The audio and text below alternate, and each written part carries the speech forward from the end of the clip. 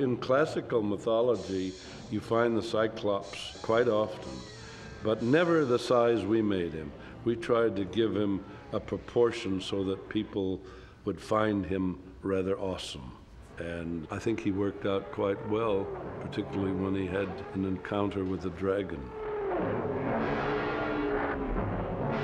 Just as Ray had looked to Willis O'Brien as a mentor, young craftsmen would soon be looking to him in the same way.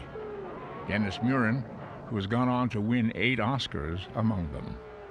It was a wonderful experience. I'll never forget those times going out to visit him.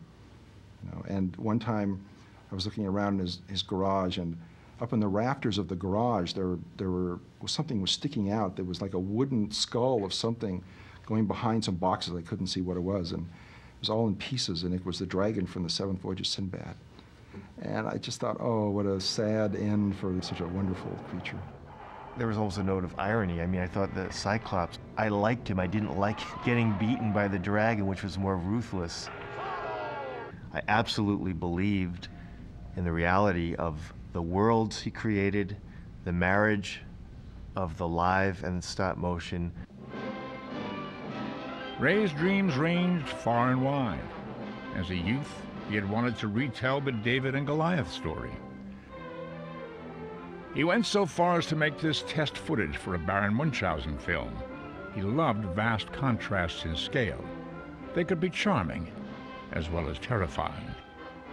As he proved in The Three Worlds of Gulliver.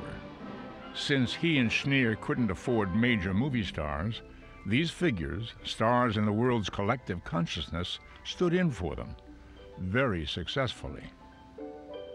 We needed material that the public had recognized, characters that had been around for a very long time. And I remember reading that the book most looked at in American public libraries at that time was Jules Verne's The Mysterious Island. And we made that picture. Like most of Ray's films, it was the story of an heroic voyage. In this case, in an exotic and fragile vehicle. We kept the original escape during the Civil War with this balloon because we felt that would make a very exciting opening for the picture. And Bernard Herrmann's music has always struck me for that sequence as most dynamic.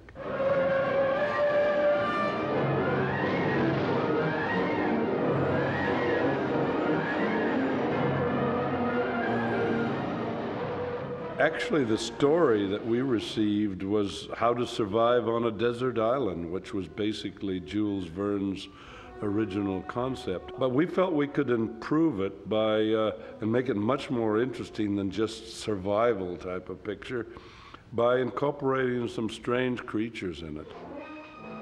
They were all oversized, therefore more dangerous versions of otherwise ordinary animals. Eventually, we and the castaways learn they are being bred for giganticism by Verne's visionary Captain Nemo, who hopes they will feed an overpopulated world. Actually, we found this crab in Harrod's fish department, believe it or not. And we didn't want to boil it because it would turn it bright red. So it was necessary to turn it over to a lady in the museum who destroyed it in a humane way, and then gave me the sections in which I had to build a proper armature for stop-motion photography. When we were shooting the ultra close-ups of the crab's little area in the mouth here, in which it operates many different levers and hairs that vibrate, we got 4 more live crabs. They were called edible crabs. We had a delightful meal after they served their purpose. The most spectacular of these creatures was this really big bird. Most people thought of it as an imaginative variation on some sort of domesticated fowl. Bernard Herrmann, who did the music, realized that, and when we were looking at the picture, I remember him saying, "Ray, I'm going to use turkey in the straw for this sequence." And I thought, oh my God, no, but he was pulling my leg, of course. Phororhacus in the sand would be more like it. Ray had modeled this creature on the prehistoric bird.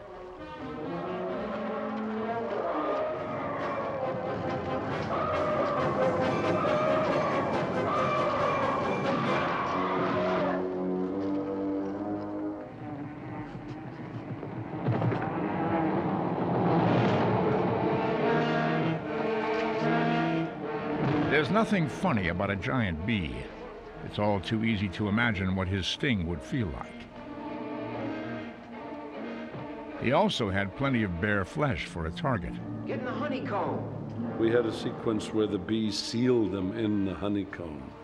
And that sequence was rather interesting because it had to be shot backwards so that I gradually destroyed and had the bee open up the honeycomb. And then, of course, when it was run backwards, it looked like he closed the honeycomb.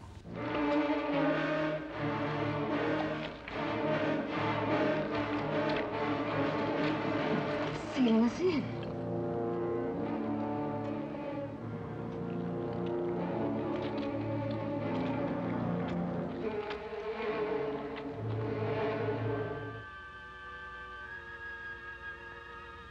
Another of Ray's long-cherished dreams was to make H.G. Wells' The War of the Worlds.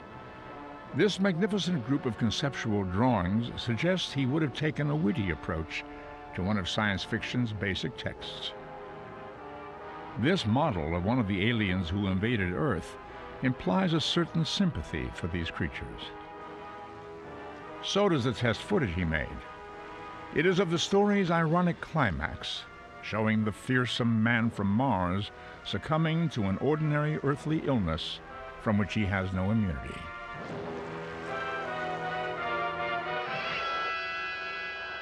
Ray finally got to do a Wells story, First Men in the Moon. There was no attempt to update Wells. The space capsule, all the film's technology, was quaintly Victorian, just as Wells might have envisioned it when he wrote in 1900.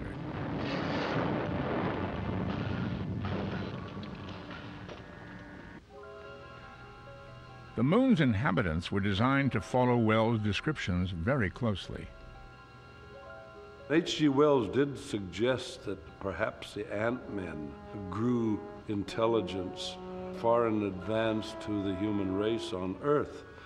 So we wanted that element, and I designed the moon creatures as ants, intelligent ants. He also described the creatures that the ants lived off of. They raised these creatures like we would raise cattle for food. If that's a cow, I wouldn't like to meet a bull. Come on, Cavor!